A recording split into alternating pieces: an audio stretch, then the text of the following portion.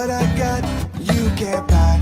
It resides between my eyes. Walked through the fire, came out better on the other side. See, life's like a beach if you find the sand. And right now, I'm feeling like 100 grand. You are listening to Inspired Insider with your host, Dr. Jeremy Wise.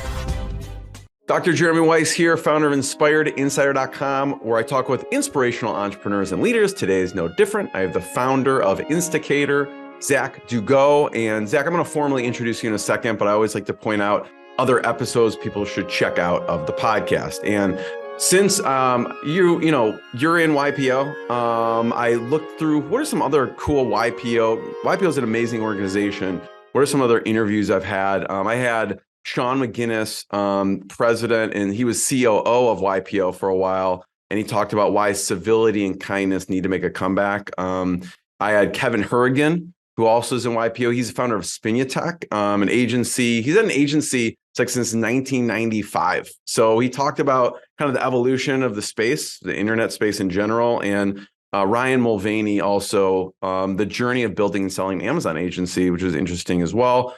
And this episode is brought to you by Rise 25. At Rise 25, we help businesses give to and connect to their Dream 100 partnerships and relationships. And how do we do that? We actually help you run your podcast. We're an easy button for a company to launch and run a podcast. We do strategy, accountability, and full production execution. So Zach, we call ourselves kind of the magic elves that work in the background to make sure the host looks good and could just spend the time on the conversation, not do anything else. You know, for me, we were talking a little bit before we hit record. You know, the number one thing in my life is relationships. I'm always looking at ways to give to my best relationships. And I found no better way over the past decade to profile the people and companies I most admire and share with the world what they're working on. So if you've thought about podcasting, you should. If you have questions, go to rise25.com. And I'm excited to introduce Zack Dugow. He's the founder and CEO of Insticator, which is a leading global publisher engagement platform. They have over 100 team members spanning the globe. They have nearly 2,000 publishers utilizing, and I'll have them talk a little bit about the products they offer, but they utilize content engagement units, commenting, and a bunch of monetization solutions. And he'll kind of go in depth on that. And Insticator is considered one of the most rapidly expanding companies in North America. Their products reach over 2 billion users annually. And over the last 4 years, the company's been named in Inc. 5000, Deloitte Technology Fast 500.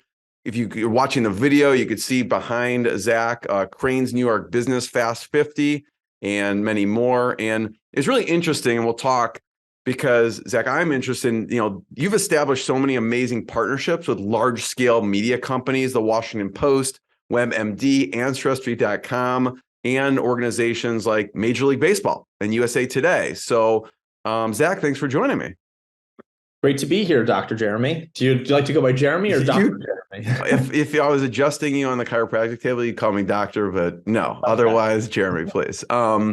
So tell people a little more about Insticator and what you do. Yeah, sure. So starting high level, so we believe at Insticator that the future of social media and social interaction is distributed across the publishing ecosystem instead of siloed in what we call the walled gardens of like Google or Facebook or TikTok or Meta or Twitter, as an example. And so we really focus on building community inside of places where people have commonalities, like in content on publishing sites. So you take a publisher of ours like Evolve Media as a site like Dogtime, and users can engage in trivia and polling. They can comment, they can react to the articles, they can engage with each other, really build community. And in doing so, it allows them to have that social interactivity that we look for when people use social media, that like social connection. And what we also do is then collect a lot of this end user data that allows the publisher to build better content experiences based on understanding their audience more effectively. So whether it's our content engagement units, our commenting product, then we allow them to monetize more effectively with our own full ad management system where we're serving ads into the site's experience and our own supply side platform. So, but everything we do on the publishing side and the community side of the business is around how do we build great user experiences for publishers so that people want to live on the sites more, they want to embrace that content, and they want to interact with other users who live in that experience as well. And so everything that's all where all of our product and features, that's the genesis and core of where they come from. I love it. Who doesn't want more engagement, whatever business or company it is? And you mentioned, Evolve Media. Can you talk a little bit about what you did with Evolve Media? Yeah, absolutely. So Evolve was previously using two competing companies one called Discuss, one called Open Web for their commenting solution. They weren't getting great results in terms of engagement and comments and analytics and metrics. And we helped them switch over to our system while also still using our content engagement units. And they saw a very big, over a 40% increase in users commenting, reacting, engaging, pages that they visited by switching to our solution and community, which then ultimately led them to making a lot more money as well as a publisher. And so that big increase, I think it was over 10x, allowed them to then use those resources to flow back into writing great content and growing more of their business. Evolve has over 15 different publishing sites. And so it was exciting to see how our products across very different types of communities, like they've got site called Superhero Hype, which is very much like a superhero community. They've got a site called PlayStation Lifestyle, which is really like kind of a games community. They've got sites like Dog Time, which is like a pet community. That different types of communities with vastly different user bases all saw real benefits in utilizing our technology, and it improved their experience, the publisher experience, and the advertiser's experience as well. So when we're looking at, content engagement unit, that could be trivia, polls, anything that will help get engagement and help create a better user experience? That's right. So we have polling, we have trivia, we have what we also called content recirculation, where we'll circulate an article based on who the user is that they're going to find more interesting. We have a way that users can subscribe and leave email, sign up, and capture so that they can subscribe to more content from that publisher as well. So we have different ways that we're utilizing those types of formats to drive more engagement on the site. What do you find, let's take Evolve Media, for example. Are you giving best practices to them? How does it work as far as creating a trivia or a poll? I love to hear, are they going in and they're able to kind of create it from what you give them, the tools? And if there's big mistakes that people make when creating a trivia or a poll in general, are they doing it on their own, or are you kind of guiding them? Yeah, so a lot of our publishers do this themselves, but there's the vast majority of the content is written by our content operations team. So we essentially, when a publisher signs up with us, we have a content operations team, and Jenny and Alec and other numerous members who are fantastic. They're looking at the site, connecting with the editorial team, and creating questions that are going to be the most engaging based on the content, time of year, the formats. And that allows it so that a publisher who, that may not be their sweet spot of like, okay, what kind of polls should I create? What kind of trivia should I create? Like our team will step in there and do all of that for them, or supplement their efforts. Do you remember any throughout the years that, I'm not saying surprised you, but like, wow, this just blew it out of the water, like what the poll or the trivia was? Oh yeah. Let me think. There's a few that stick out in my mind. One was as it relates to like how often people game, that we ran across numerous gaming sites. Like how often people game? Okay. Game. How often do you play your favorite gaming title? And for us or myself, and I used to be an avid gamer. I used to play Warcraft 3 a long time ago. And I thought for somebody who was an avid gamer that might be in the 2 hours, like a 1 to 2 hours a day range, which I thought, wow, that's, pretty significant. You get home from a day of work and you're diving into that.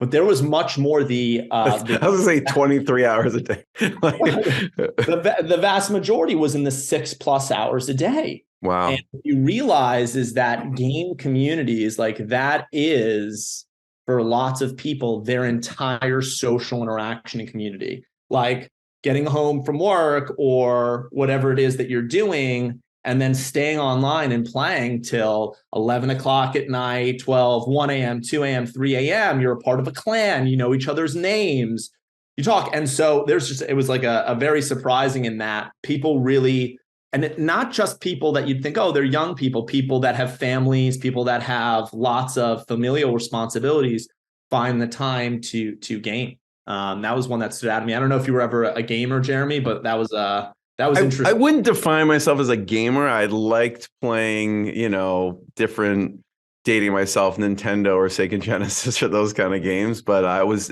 never, so I love those things. But it was definitely from a community standpoint, playing with friends, Yeah. What, any others that stick out?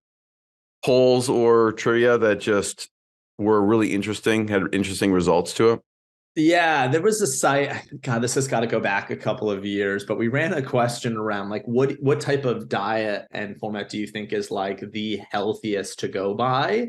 And I guess I thought like the vast majority of answers would have been something around like vegetarian or pescatarian or something like that, but it was not even close to that. I think it was something like, I can't remember what we called it, but it was either like meat only or a carnivore diet or something like that. There was like a lot of answers that were heavy on the meat front, which, rightly or wrongly, wisdom of the crowds, it was just very interesting to see that. Early on with the business, I know with any business, they don't end up doing what they start doing, they pivot. What was the original idea and the kind of evolution of the services? Yeah. So when we got started at Insticator, it was very different from what we do now. So the initial idea for Insticator came from me sitting around with a bunch of friends, watching Mad Men, and we were all very connected to the characters. And we were making bets about, like, friendly bets, if you will, about Don Draper's divorce, if he was going to get divorced from his first wife, Betty, if you will. And what was interesting to me was like how connected we were into the experience and like what are called like parasocial relationships for the characters, right? And like we naturally all have them, we just don't think about them like that. Like when you're watching a movie and you're rooting for the hero and something bad happens and it hits you and you cry or you're sad, or one of the TV show characters, it makes you angry when they're mistreated. You've got this real, for lack of better words, relationship with this fictional character, right? And you don't think of it like that, but you're really invested in their future. And so that was a part of the initial idea for Insticator, was that people could engage in community and predict outcomes of TV shows in a real gamified experience. They could win points, they could win rewards, they could engage with other users and predictions and polling and trivia. And we launched with that and we had some success with that. And I'll tell you something interesting, because what we didn't expect was that like the two biggest communities on our platform were the Vampire Diaries Online and the Originals. And I had never actually seen either of these shows, but we just had this massive swarm of those fans who were so engaged, like so connected to those characters. And so it was really interesting. And then we launched with that, had success with that, and realized to really get scale, we needed to go to where the communities were. So we changed and pivoted the technology to be an embedded experience. And from there, we were able to embed into all different types of sites and formats, football fan sites like Cheesehead TV to like sports sites to news sites. And one site became 10, became 50, became 500, and things kind of evolved from there. Not unlike how a lot of technology companies evolve. A lot of people forget that a lot of big tech companies we use today, YouTube started out as a video dating site called YouTube and Hook Up. And Twitter started out actually as podcasting, right? Audio, and then it pivoted into microblogging. And Flickr was a role-playing strategy game. So I'm happy we were able to find what was going to be, value add and really community build. How did your hires change throughout? When you say embed, I think very technical. You need a team that, software development. How did your hires change throughout the course of the company? Yeah, many times when we thought, okay, our business is X, and then it's now a 180 from that, you realize you need like a whole different skill set. And so we brought on different advisors and we brought on different team members to help us scale. And some team members were really versatile, which was fantastic, and were able to help us grow and evolve regardless of the pivots in the business. And, and some were less excited about that or didn't want to be a part of the new journey when we initially had pivoted the business. And that's okay too. And so there was a lot of change as it relates to team, especially in those early days where you're really trying to figure out what it is the business is going to be. Because when you launch a business, you kind of, unless it's like, okay, we're setting up a restaurant and we know people like to eat and they need to eat. If you're creating a novel technology product or a new technology product, you have a hypothesis about what'll work, but you don't know until people use the product or the platform. And then you adjust from there. There's two things I want to talk about. One is kind of related to that, which is culture. Sure. Because your team has grown a lot, obviously, since the inception. And also you've made acquisitions as well. So I want to talk about just culture in general. How do you maintain culture? Because you have people all over the globe. And then we'll definitely talk about how do you integrate an acquisition, who may have a very different culture, maybe not. So with the first one, how do you maintain culture globally across, everyone who's all over the world? I think you need to make sure you've written down your values. And so for us at Insticator, it's, we have really 3 core values: sleeves up.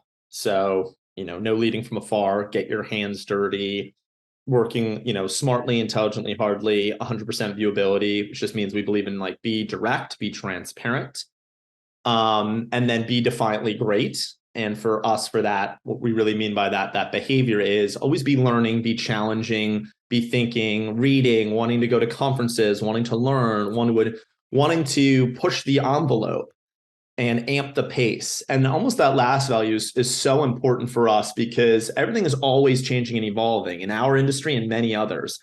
And if you don't have a team that is interested in being pushed and at times challenged, really to be uncomfortable, to learn and to grow, you can easily fall behind. Yeah. So from an acquisition standpoint, one of the ways you've grown is through acquisition. How do you find the integration process once you acquire a company? There's so many important parts to that question, and I'm happy to answer and tackle it.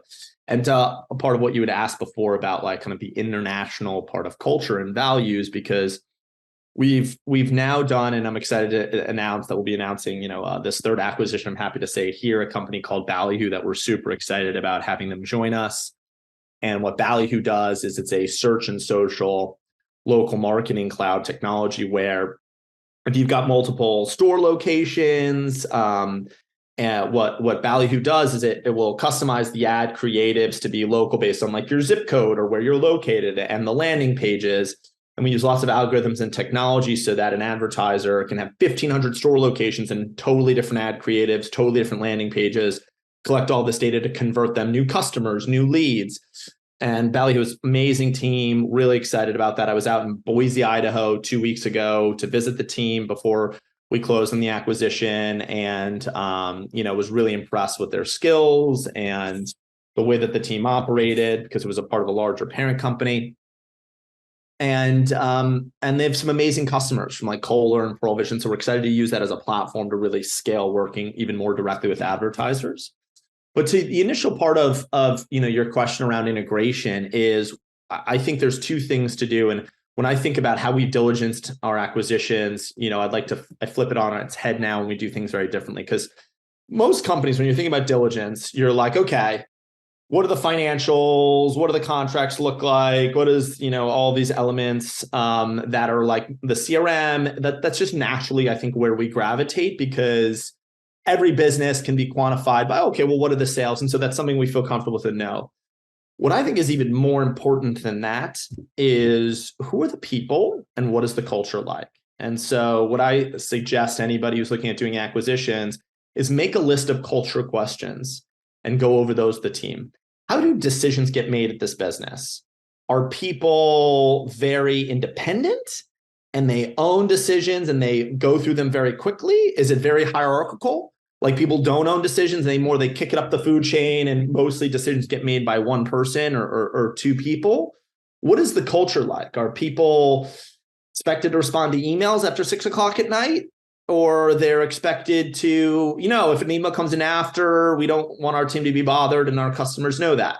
Those things are so important because if that way of operating is very different from the way your business operates, you're going to have a big clash. And one of two things will happen. The people from the acquired company will leave massively, or you need to be very understanding and accepting and look at how to, integrate the teams.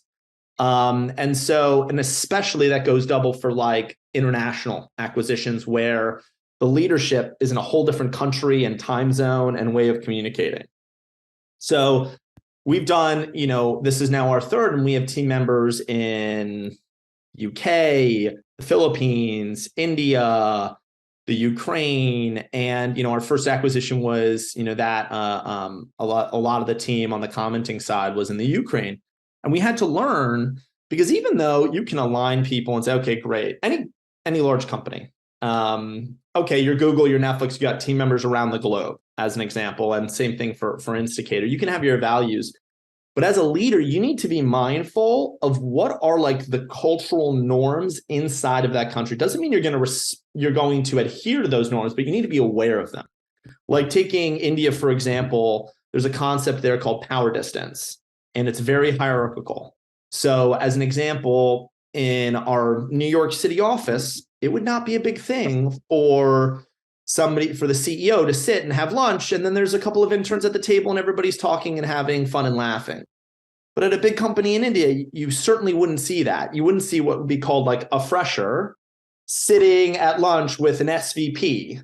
And you certainly wouldn't see a more junior person interrupting a senior person and going, hey, Rishikesh, I actually think you may have gotten that wrong. Let me help clarify.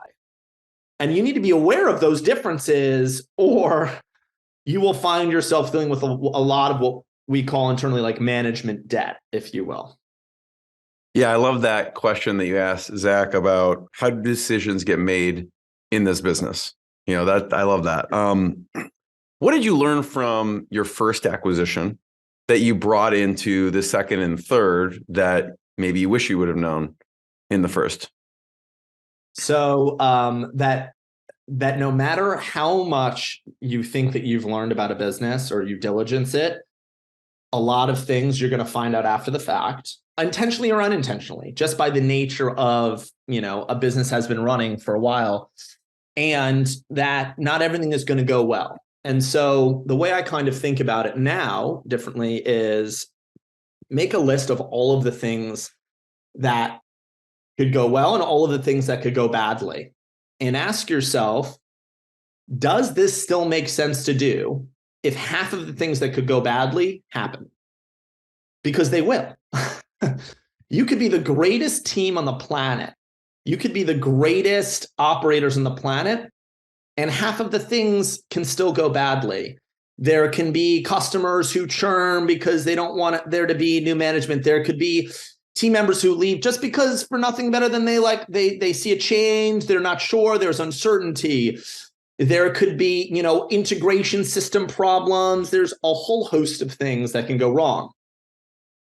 And if it still makes sense to do the deal, even if half those things go wrong, then I think you go ahead and you do it. But if it doesn't make sense anymore, then I highly advise not doing that. And we've looked at and evaluated acquisitions where I looked at the list of, okay, here's the half the things that could go wrong. And that just actually doesn't make sense. Because in addition to all those things, there's such a big internal impact. Your team will naturally become distracted because there's things they have more work on their plate for the integration. There's so many things. And so it's got to be worth all of those things and the distraction. Yeah. Is that something, do you want to be making a certain number of acquisitions? Or are you always looking to make acquisitions each year? So for us, a part of our strategy as a business has been, looking at different platform ways to grow. And one of those in this recent acquisition with Ballyhoo was we were specifically looking for a company that worked very closely with advertisers, understood that side of our business, very well, and that we could then acquire and integrate them in and expand that side of the platform versus just trying to grow a team like that organically and a product like that organically with one person, then two, then three. And we didn't think that would lead to success. And in some ways, shapes and form, we tried that and didn't have a lot of success. And like, okay, we're going to do one person at a time for that side of the business. So we have an idea of what type of business that we wanted to find, and then we're opportunistic and keeping those conversations open. So to answer your question, it hasn't been, no, it's not, it hasn't been, okay, we want to acquire X number of companies.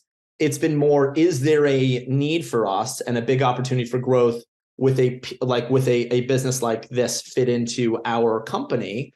And if that answer has been yes, then it's like, oh, okay, great. And we've always done, or I've run a high level at least around like, what does this cost to build versus buy? And what are the pros and cons of doing that?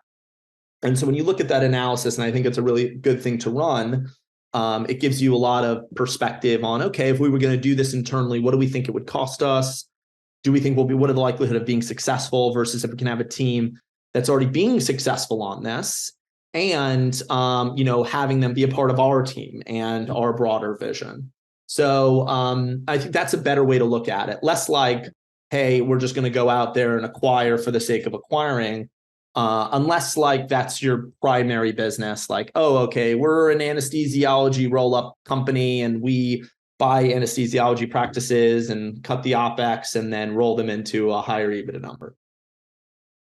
I want to talk about media partnerships. Early on when you think about, not that I've made it, but like, wow, we're onto something. How did you get some of those early on big media partnerships? That was probably one of the most difficult things that we've done at Insticator, because I think for any industry, people are very logo sensitive.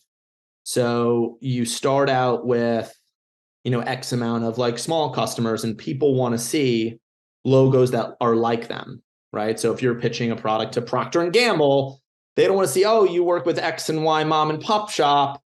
And we found there's two reasons for that. One is, if they're a big media partnership or something, and the decision maker there is XY title of VP of such and such, VP of product or VP of ad ops or so on, you have to remember for the individual making the decision here, they want to feel comfort in bringing you to the table, because if something goes wrong, they could quote unquote be blamed for that. And so they want to feel like they have something like this, or something does go wrong. It's not like, it's like, well, Jennifer, why did you make this decision to bring on XYZ company? Jennifer can say, well, look, they were working with Google and Major League Baseball and all these other big companies. So it was like a reasonable risk to take, if you will. So people want to see logos. So for us, it was a very slow growth on that front. We started the business 11 years ago. So it was small publishers that got us to then medium publishers that then got us to then some larger publishers. And it was only after we had small ones that we could get medium ones and medium ones to get large ones. Even though we were pitching them the whole time, we weren't able to secure as many of those until we were able to, really like have more comparable logos. I found, and in chatting with like my IPO chapter, that's very common, regardless of the industry. Like, people want to see logos that look like them. Which was the first one or ones that's most memorable for you that you went from small to medium? And you're like, we finally got one of these publishers to say, and it's like you said, once you get in, the products are going to help them, but it's just a matter of getting in and getting that social proof once. What was one of those early ones that was special? So we work with a lot of big publishers across the board. I would say one that was very special was Major League Baseball. And the main reason for that was, if you will grow, we work with a lot of international companies as well. If you go across seas, like, has somebody heard of USA Today? Like, maybe, maybe not. If I live in Japan, maybe I do, maybe I haven't.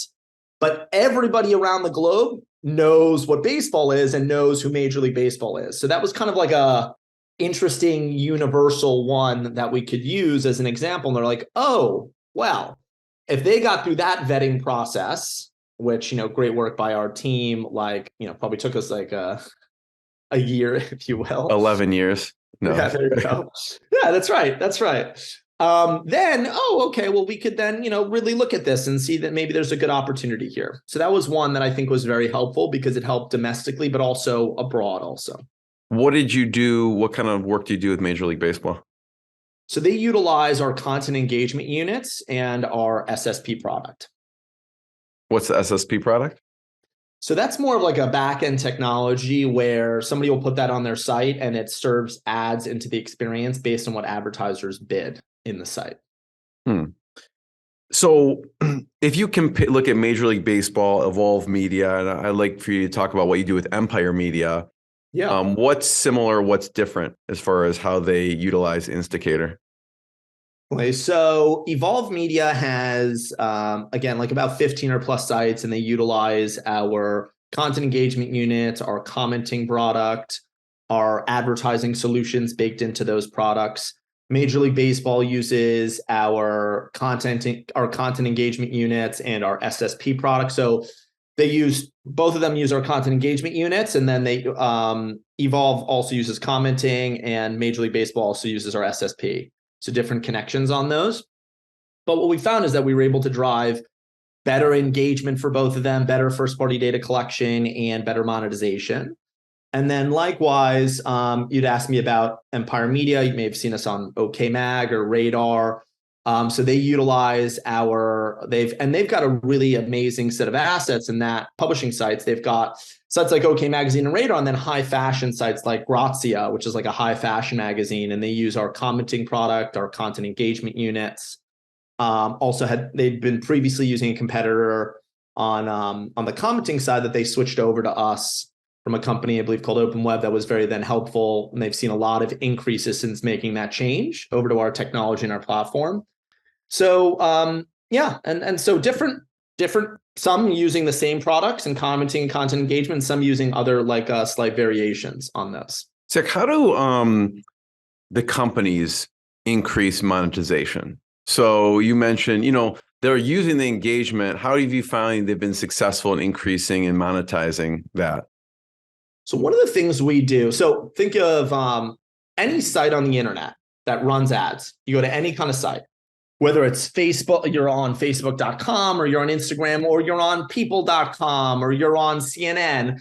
It's all run by advertising. And the effectiveness of the advertising is based on the data of the users. And so how that data is collected. And it's all what's called non-PII, so non-person identifiable. So it's not Jennifer Jones, it's female 18 to 36 on an iOS device. I think people get very nervous when they talk about data and they think, oh my gosh, they have my data. But I think, what people should know, it's never like people are targeting Jennifer Jones and when she went to this high school and this college and this thing, and they're thinking about you as a person. It's like there's millions of people and it's like, oh, individual is a part of these 200,000 who are targeting, who are on iOS devices, 18 to 36, and they like baseball. So what we do that we're able to drive better monetization for publishers is we collect a lot of interesting data points on the users.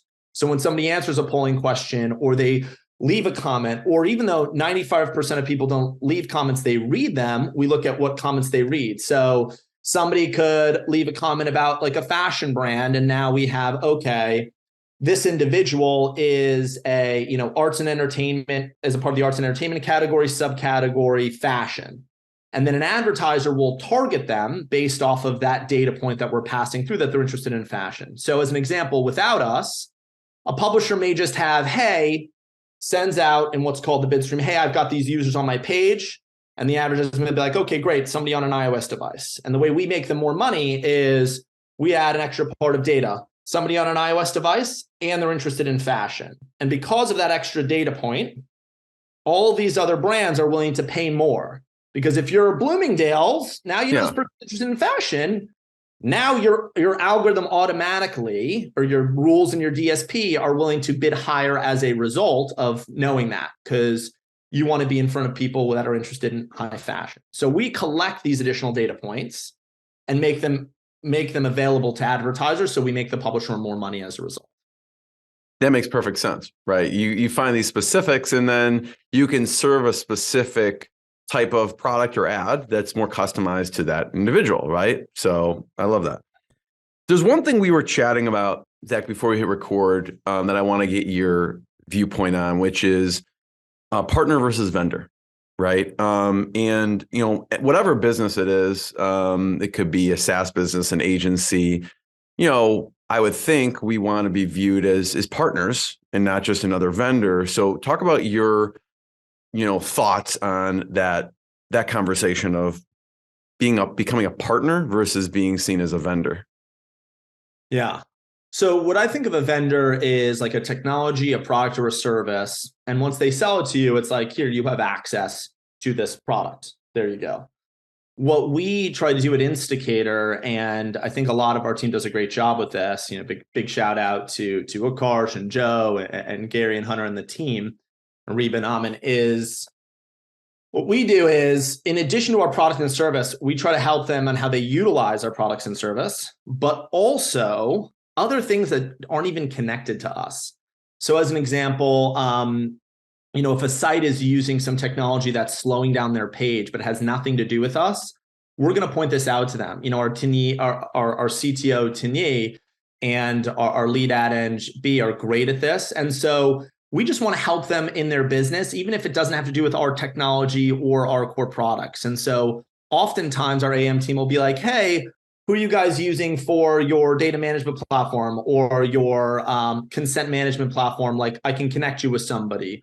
Or, oh, okay, interesting. You're recruiting for a role. Here's some people we know that may be able to be helpful. I think it's really taking a consultative approach to the products that you offer and the way that you partner. And because you want to be able to help people independently. And if you apply that and your team applies that, you don't fall into this vendor bucket. And, actually, I was on a great call recently this past week with Kohler, who's one of our customers through the Ballyhoo platform, or excuse me, not Kohler, with Pearl Vision, who's a customer through the Ballyhoo platform. And they were talking about how much they loved the partnership, and it was a real partnership in that we want to help as a business, even if it's not just our technology or product. We're going to point out things to you that we see that are going to be helpful for you. So that's, I think, really important. And people really appreciate that. And those intangibles is what help creates deep partnerships. And we've done that and had our team do that across the board. It kind of bleeds into that culture a bit and having an ownership mindset. So how do you instill that in the team, the ownership mindset? Because they're taking ownership over that customer's site and results and everything like that. Oh yeah. I think you have to talk about it a lot. You have to talk about it a lot. You have to empower people to really own the results and the decision-making and set that expectation. And you have to repeat it a lot, because if somebody has spent 10 or 15 years of their career, say in XYZ company, maybe it's in Big Co where decisions are made only at the top and it's really political, you're kind of almost trying to have them like unlearn bad prior. You're retraining people, essentially. Exactly. You're retraining people. And so it requires a lot of repetition for them to see, okay, if I make a bad decision or I make a mistake, as long as I own it, and that's one of the things that I like to stand by with our team is, as long as you own it, you'll never be punished for a mistake. Be like, hey guys, I made that mistake. Awesome. Here's what we learned. We're going to move on from there. So you try to have people not hide their mistakes. You have them try to own those mistakes, and then you can move on and learn from those. So you're not repeating them. But people then will see, okay, great. Like, it's okay to make mistakes, but so it's also okay to own things and make those decisions and grow. And not just that, not that it's just okay, but that's the expectation. The expectation is that people are owning those decisions, owning those outcomes, because when you're a leader and you're seeing a whole host of things across either your team or your whole business, you want people to, the faster they can make decisions, the faster the whole organization moves. The less that you're the bottleneck, the less that like you're the individual bottleneck, the better. And it will require a lot of calibration, right? Sometimes people are going to make really, different decisions than the way that you see them, and that's okay. And then you just check in on that. Hey, like, let's calibrate. But you don't want to slow down or stop decision making. You just want to learn each time and have people calibrate and then make, so they can understand and have full context. Sometimes it's just that too, right? Somebody may have joined your org a couple months ago and they don't have context on something, and you want them to have context by syncing with a colleague. But the more that people make their own decisions, they own the outcomes, the faster the organization moves and the better the organizations move, in my opinion. Yeah, I mean, there's internal accountability too, and there's external accountability. I'd love to hear, how did you create, at what point did you decide to create an advisory board? Really, actually, early on in the business, I knew there was very specific things and experts that we would benefit and I would benefit by having them help us. And, frankly, the business wouldn't really be here if not for a lot of those advisors who were super helpful to us and had a lot of, and these are just four of them. Dennis, Leon, Marcelo, Tony, all very, very helpful. We have other ones as well who we speak to who've been extremely helpful to the business. And if what I looked for and still do in advisors is somebody who has like an expertise that we don't have, and that they're happy to share, and they understand the vision of the business, and you can reach out to them and they'll be helpful. And those relationships are remarkable because it's with recruitment, direction, and I can call some of our advisors and be like, hey, here's this really big decision I'm struggling with. I'd love your take. And, I don't rely on them to make decisions for me, but I'd love to hear their perspective because it can change how I think about something. They can experience share, something we talk a lot in YPO. And hey, Zach, when I went through something similar to this, here's what happened and here's how I saw it. So I really encourage people whether you're a small org, a big org, if you can find people who you like and they like you, and there's a good connection there and they have an expertise you don't have, having them be involved and have some upside in the business is only, in my view, a very beneficial thing. I'm curious, Zach, media companies out there. The media companies out there that you're thinking should be using Insticator that is not yet? Well, there's a lot. I think there's a lot of great, sports sites, news sites. I think one is, as an example, there's like a Newsweek or Thomson and Reuters are great examples of assets that I think would really benefit from utilizing our technology.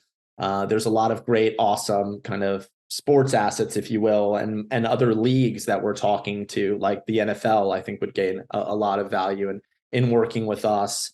We also work with the PGA Tour currently, but people like the NFL or the NBA, I think would get a tremendous amount of help working with us, or publications that focus around sports, stuff like Sports Illustrated and others too. Places where there's a passionate fan base or a passionate community. So we can help them cultivate and unlock a lot more engagement from those communities. And then that helps bring a lot more value to those publishers. Who is an ideal client? Do they have to be at a certain traffic number? I mean, as you've grown, what does an ideal media partner look like?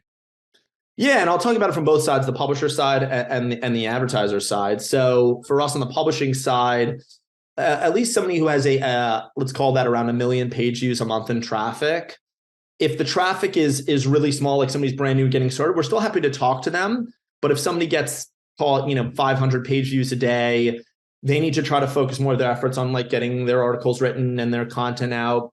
And so anybody who's over 1 million page views on the publishing side.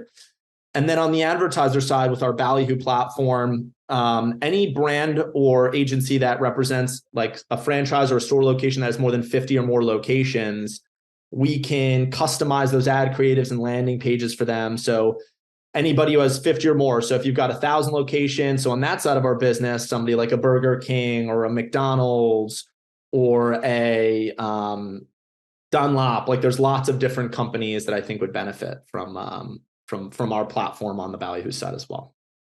Thanks for sharing that, Zach. I have one last question. Before I ask it, I want to point people to check out and learn more. They can go to Insticator.com to learn more. It'll be linked up. If you've been watching the video, you can see we've been pulling it up. Last question, Zach, one of the companies you work with, I've worked with, is MMA Junkie. And I'm just curious, you've done mixed martial arts. I don't know if there's I don't know if you call it a fight or a bout or something. What sticks out to you from your training, incident wise, from you actually doing it? And big shout out to my friend Craig Diamond. He has Diamond MMA. He does the premium jock. Joe Rogan has mentioned him a couple times on the show, but he's got some crazy videos with basically him wearing his cup and people just kicking him as hard as they can in the midsection. So all right after this, I have to go see that. I'll have to link it up in this. Yeah, it's pretty crazy. What do you remember most from your training or? Yeah, so fighting? It's what you said. So MMA Junkie, also SureDog.com is a customer of ours. That's an evolved media site that has a lot of, great MMA fight finder and so on. So there's two things that come to mind. One is, from training experiences. One is I was in a jiu-jitsu tournament, and this has got to go back maybe 11 or 12 or 13 years ago. But I'm in a jiu-jitsu tournament, and I have this guy in a Kimura who I'm against. And I was at a point where I was, I didn't want to hurt him, but he hadn't tapped yet. And I was like, I kind of kept going. And then I realized after the ref kind of that I had gone too far. It was because he was in a weird position where couldn't feel it, or I couldn't see it, or something like that. And then the ref jumped in. And that was just an experience where I think my gut told me that I may have gone too far, but he didn't tap. So I was in this tournament and I was watching. And so I was like, okay. And that was just an interesting experience in that I think you need to trust your gut, even when, or especially when everybody's watching and people, expect different things from you. I think that's important to do. So I think that was a really interesting learning experience.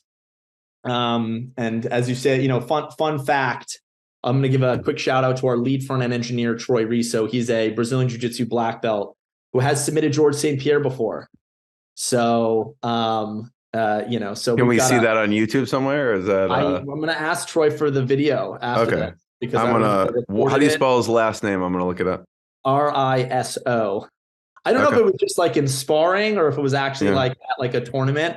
I'll get a confirmation. I'll get a confirmation on it. Well, if we can get it, we'll look for it and embed it into the that post. Would be awesome. Yeah. You would love that. Troy's a very, front and center guy. Love it.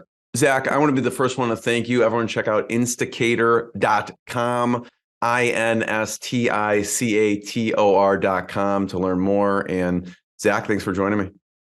Thanks so much, Jeremy. Really appreciate it. This was awesome. What I got, you can't buy. It resides between my eyes. Walked through the fire, came out better on the other side. See, life's like a beach if you find the sailing right now. I'm feeling like $100 grand.